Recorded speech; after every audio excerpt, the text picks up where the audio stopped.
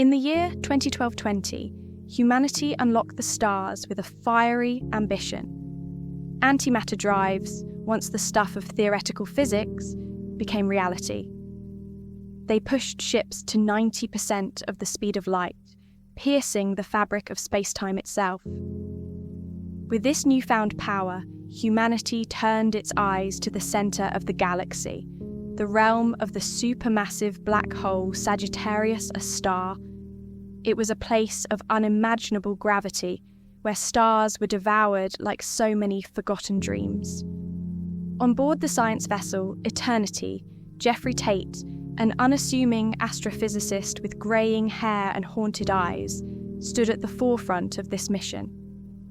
His obsession with the unknown had led him to design a revolutionary probe, a vessel equipped with sensors, cameras, and a groundbreaking technology based on entangled top quarks. These quarks, theoretically, could communicate faster than light, bypassing the inescapable pull of the black hole's event horizon. It was Geoffrey's masterpiece, a machine that could unravel the ultimate mystery of the universe. The journey to Sagittarius. A star was a decade-long odyssey. The crew of Eternity slept in hypersleep chambers, their bodies preserved as time slipped past. When they awoke, the black hole loomed before them, a swirling vortex of stars and darkness, a titan that devoured entire suns. Geoffrey stood in the ship's observation deck, staring at the monstrous entity through reinforced glass. Its event horizon glowed with the light of dying stars, a cosmic funeral pyre. "It's beautiful," he whispered. The launch of the probe was a solemn affair. The crew gathered in the command centre as Geoffrey activated the stasis field, a protective cocoon to shield the probe from the black hole's fury. The room hummed with tension as the probe was released, its engines firing as it plunged into the darkness. For hours, there was nothing. The entangled quarks remained silent, their connection dead. The team began to whisper among themselves, doubts creeping in. Then, without warning, data flooded the monitors. A grainy, inverted image appeared, a surreal view of the stars distorted by the black hole's gravity. "Look at that," one of the engineers breathed. "It's like nothing I've ever seen." The feed grew stranger as the probe neared the singularity. Stars bent and twisted, their light stretching into impossible shapes. Then came the figure. At first, it was a faint silhouette, a glimmer of white in the black void. As the probe moved closer, the image sharpened. The figure was humanoid, radiant, and impossibly large. It floated in the abyss, its form shimmering like liquid light. One hand was raised, palm outward, as if to halt the probe's advance. Geoffrey's heart pounded. He leaned forward, his fingers trembling on the console. "Is this real?"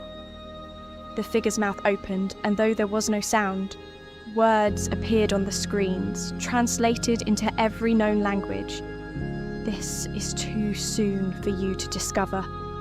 The room fell silent. The crew stared, their faces pale.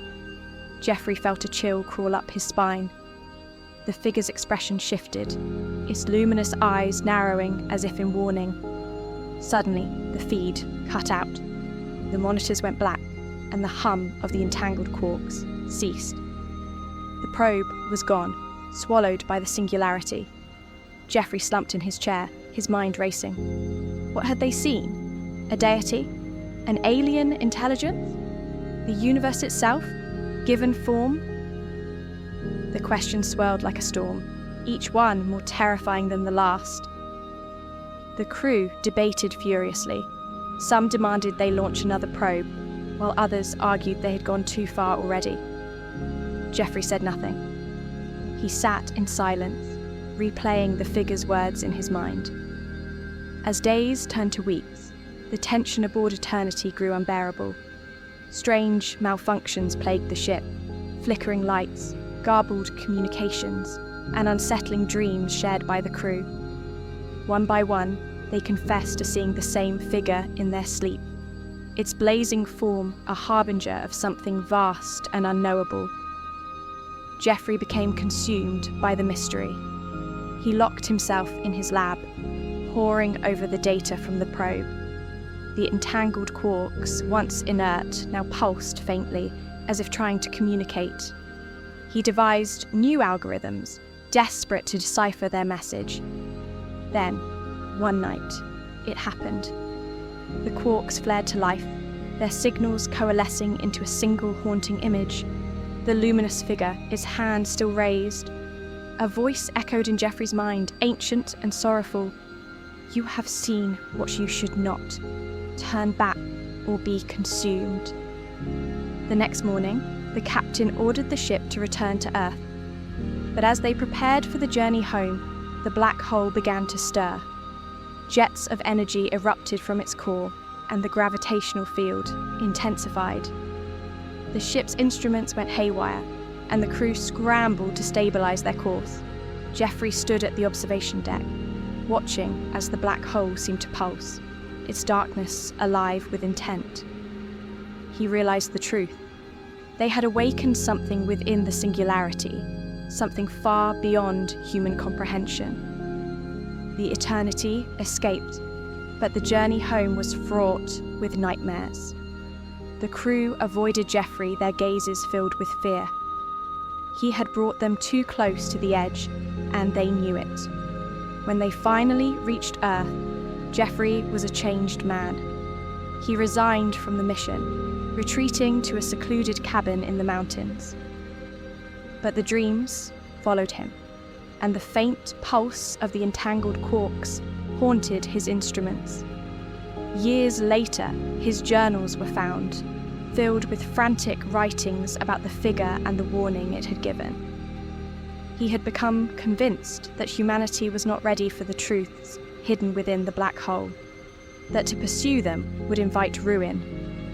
The last entry in his journal read, "It was not a god. It was a gatekeeper. And beyond the gate lies a truth we are not meant to know." Geoffrey Tate was never seen again. But on clear nights, when the stars aligned just so, some claimed they could see a faint, luminous figure in the sky watching and waiting,